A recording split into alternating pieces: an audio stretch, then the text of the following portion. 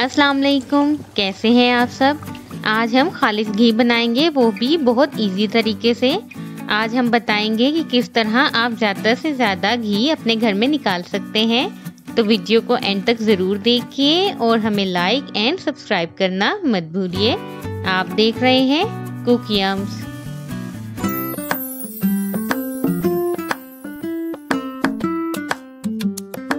घी हम दो तरीकों से बना सकते हैं। अगर आप चाहें तो खाली आप मलाई से भी बना सकते हैं। हम यहाँ मक्खन बना के फिर घी बनाएंगे। इसकी रीज़न हम आपको आगे बताते हैं। ये देखिए, हमने एक बोल मलाई के लिए है। ये तकरीबन 1 kg मलाई है। और अब हम साथ ही ले रहे हैं यहाँ पे थोड़ा सा पानी। हम तकरीबन 100 ml वाटर इसमें यूज़ करेंगे। और हम ले रहे हैं थोड़ी सी बर्फ़। हम सबसे पहले ये तमाम चीज़ों को स्टेप बाय स्टेप ऐड करके थोड़ी सी मलाई, वाटर एंड जो बर्फ़ है वो इसमें ऐड करने के बाद इसको ग्राइंड करेंगे इस तरह। और ये देखिए, ये बन चुका है। इसकी डिटेल्ड रेसिपी आपको डिस्क्रिप्शन में मिल जाएगी। और ये देखिए कितना अच्छा हमारा मक्खन रेडी हो चुका है। अब सेकंड स्टेप इसका ये है कि हम इसको फ्रीज़र में रख देंगे थोड़ी देर के लिए।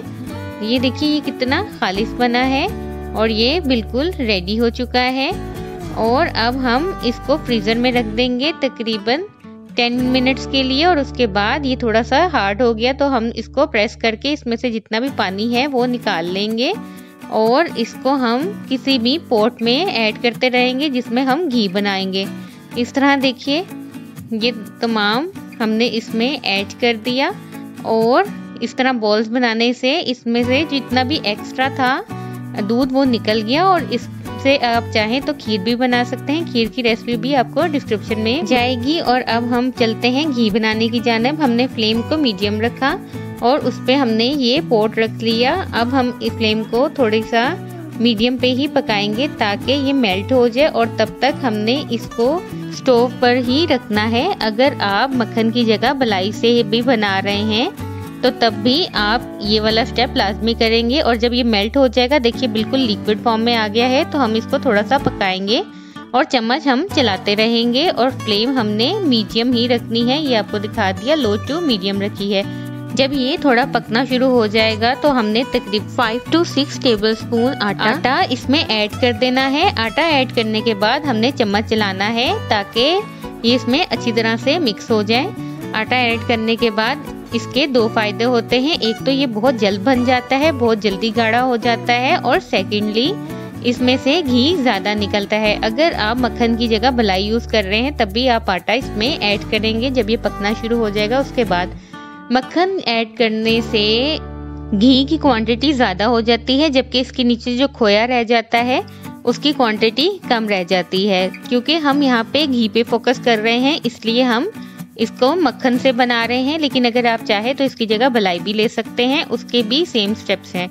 इसी तरह हमने जो इसमें आटा यूज़ किया है उससे भी ये बहुत जल्द गाढ़ा हो जाता है और बहुत कम टाइम में बन जाता है। बस मेनली आपने आटा डालने के बाद चम्मच चलाते रहना है और फ्लेम आपने मीडियम रखनी है।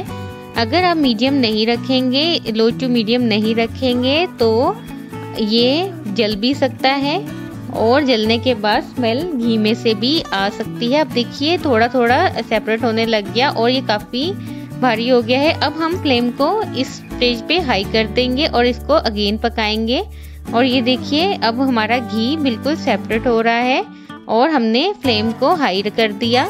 यानी पहले हमने इसको लो टू मीडियम पे पकाना है और जब ये बिल्कुल गाढ़ा हो गया तो हमने फ्लेम को हाई कर देना है। ये बहुत इंपॉर्टेंट चीज़ है फ्लेम इसमें। और घी अगर आप परफेक्ट निकालना चाहते हैं तो फ्लेम का ख्याल लाजमी रखिए।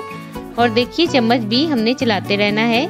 इसके नीचे जो खोया है, अगर आप चाहें तो उसमें शुगर ऐड करने के बाद उसको एक हलवा की तरह यूज़ कर सकते हैं। और ये देखिए, ये बिल्कुल रेडी हो गया है और ये कितना अच्छा और बहुत ज़्यादा बना है। अगर आप इस तरीके से नहीं बनाएंगे तो घी बहुत कम बनता है और नीचे जो इसका खोया है वो जल जाता है। और देखिए, अब बिल्कुल रेडी हो गया। अब हमने फ्लेम इसकी बंद कर दी। अब हम इसको स्ट्रेन करके आपको दिखा देते हैं कि ये कितना अच्छा और खालिस निकला है। इसको ज़रूर ट्राई कीजिए।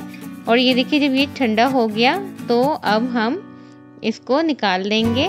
इसको ट्राई कीजिए और फीडबैक देना मत भूलिए। वनस्पति घी के मुकाबले में ये बहुत ज़्यादा सेहत के लिए बेहतर होता है। तो कैसी लगी आपको आज की रेसिपी ज़रूर बताइए और इसे अपने फ्रेंड्स एंड फैमिली के साथ शेयर करना मत भूलिए। अपना बहुत ख्याल रखिए और देखते रहिए कुकिंग्स। अल्लाह हाफिज़।